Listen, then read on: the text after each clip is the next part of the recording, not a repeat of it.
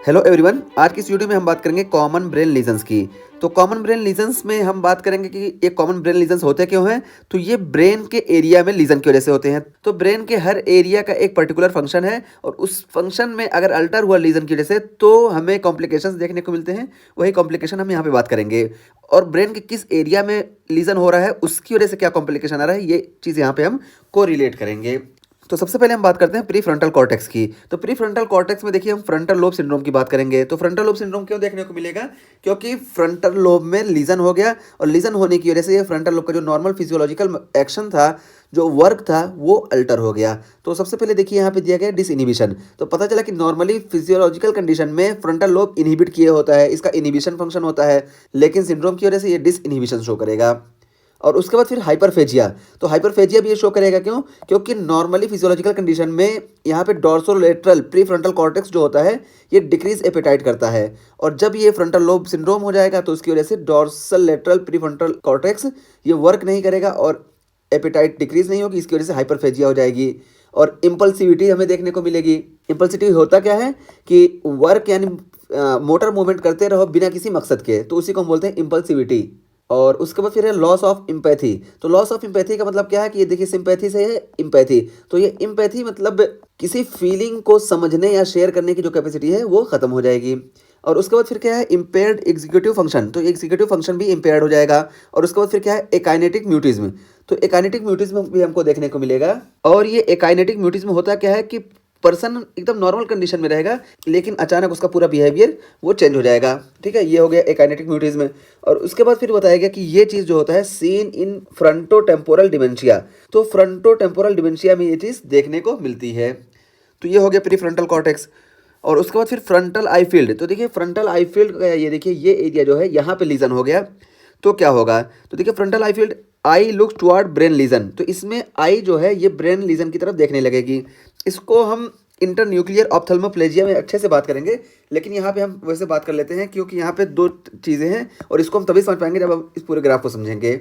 तो देखिए ये हमारा राइट फ्रंटल आई फील्ड है और ये जब स्टिमुलेट होती है राइट फ्रंटल आई फील्ड तो ये देखिए कॉन्ट्रालैटरल साइड के ये पैरामीडियन पोंटाइन रेटिकुलर फॉर्मेशन को ये स्टिमुलेट करती है। और जब ये स्टिमुलेट होता है तो ये 6 क्रेनियल के न्यूक्लियाई को स्टिमुलेट करेगा। और ये देखिए 6 क्रेनियल के न्यूक्लियाई ये जो है लेटरल लेक्टस को स्टिमुलेट करेगा। तो लेटरल लेक्टस क्या है? ये इस डायरेक्शन में मूव करेगी। तो देखिए यहाँ से स्टिमुलेट जनरेट हुआ और मूवमेंट क्या हो रहा है कि ये अवे हो रहा है जहाँ से इंपल्स जनरेट हो रही है उसके डायरेक्शन के। तो ये तो हो गया नॉर्मल कंडीशन में। लेकिन अगर यहाँ फ्रंटल आई फील्ड में हमको लीजन देखने को मिलेगा तो ये इसको स्टिमुलेट नहीं करेगा।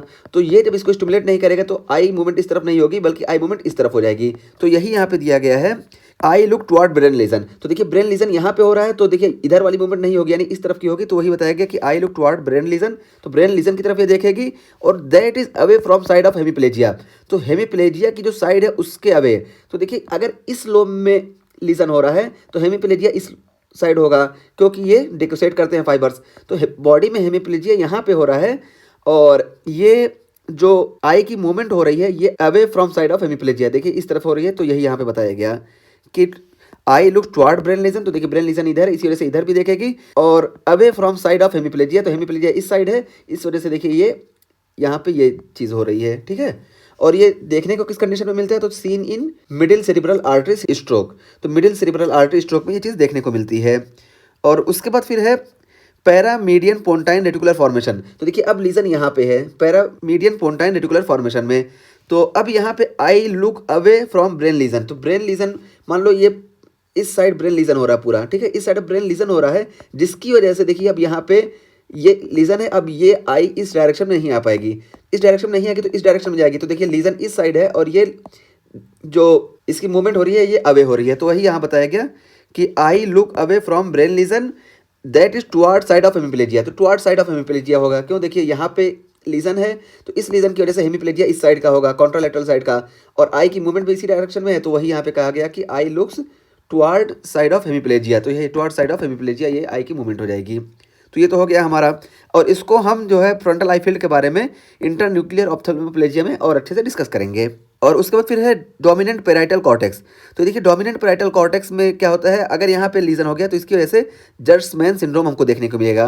और ये जर्समैन सिंड्रोम में ये हमें 4 चीज़ें देखने को मिलती हैं। टेट्राड देखने को मिलता है, एग्राफिया देखने को मिलेगी, तो एग्राफी में क्या है कि राइट करने की जो कैपेसिटी है वो खत्म हो जाएगी।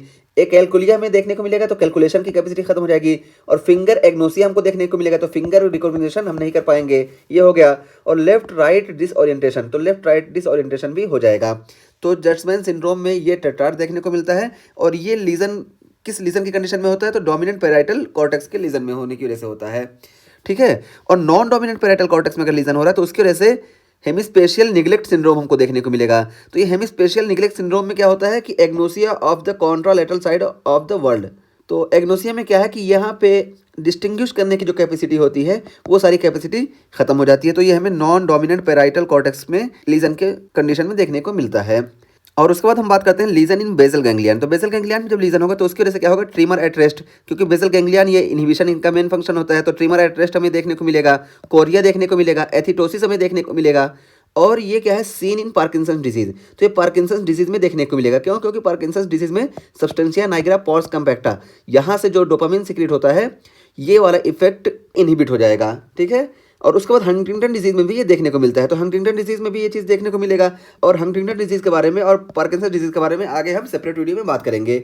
और बस हम इसमें देख लेते हैं। तो देखिए हंटिंगटन डिजीज में ये क्वाड्रेट न्यूक्लियस और ये देखिए पुटामेन, ये जो है ये डैमेज हो जाते हैं, ठीक है। और पार्किंसन डिजीज में ये सब्सटेंसिया नाइग्रा है, यहाँ पे प्रॉब्लम आती है। तो ये सब बेसल गैंग्लियन के पार्ट हैं, इसको हम आगे बात करेंगे। बेसल गैंग्लियन की वीडियो भी हम बात कर चुके हैं, आगे हम और बात करेंगे इस पर, ठीक है। और उसके बाद फिर है सब थैलेमिक न्यूक्लियस। तो सब थैलेमिक न्यूक्लियस में अगर लीजन हो रहा है तो उसकी वजह से कॉन्ट्रालेटरल हेमीबेलिस्मस हमको देखने को मिलेगा। तो देखिए ये सब थैलेमिक न्यूक्लियस है ये, और इसमें अगर लीजन हो रहा है तो इसकी वजह से कॉन्ट्रालेटरल हेमीबेलिस्मस देखने को मिलेगा। और हेमीबेलिस्मस क्या है, ये हाइपरकाइनेटिक मूवमेंट डिसऑर्डर है, इसके बारे में आगे हम बात करेंगे। और उसके बाद फिर देखिए मेमोरी बॉडीज। तो ये मेमोरी बॉडीज में अगर लीजन हो रहा है तो उसकी वजह से क्या होगा, तो बायलेटरल लीजन होगा, ठीक है। मेमोरी बॉडीज में बायलेटरल लीजन होगा, जिसकी वजह से वर्निकी कॉर्सकॉफ सिंड्रोम हमको देखने को मिलेगा। और ये वर्निकी कॉर्सकॉफ सिंड्रोम क्यों देखने को मिलता है, तो ड्यू टू थायमिन यानी विटामिन B1 डिफिशियंसी। तो विटामिन B1 डिफिशियंसी की वजह से वर्निकी कॉर्सकॉफ सिंड्रोम हमको देखने को मिलता है। और इसमें हमें ट्रायड देखने को मिलते हैं। ट्रायड में सबसे पहले है कन्फ्यूजन, उसके बाद है निस्टिग्मस, और उसके बाद फिर है एटेक्सिया। तो ये सारी चीज़ें हमको मेमोरी बॉडीज़ के लीजन की कंडीशन में देखने को मिलती हैं। और यहाँ बेसल गैंग्लियन के लीजन में हम क्या एथिटोसिस देख के गए कि एथिटोसिस क्या होता है, तो एथिटोसिस होता है राइटिंग का स्लो हो जाना और कंटिन्यू वार्म लाइक मूवमेंट, इस तरह की कंडीशन को हम एथिटोसिस बोलते हैं। और ये जो मूवमेंट के बारे में है, मूवमेंट डिसऑर्डर जैसे कोरिया एथिटोसिस है, इसके बारे में आगे एक सेपरेट वीडियो में हम बात करने वाले हैं, ठीक है। तो ये हमने बात की आज की वीडियो में यहाँ तक, मेमोरी बॉडीज तक। और नेक्स्ट वीडियो में हम अमेगडेला से आगे की शुरुआत करेंगे, ठीक है। अमेगडेला, हिप्पोकैम्पस और ये सब हम बात करेंगे।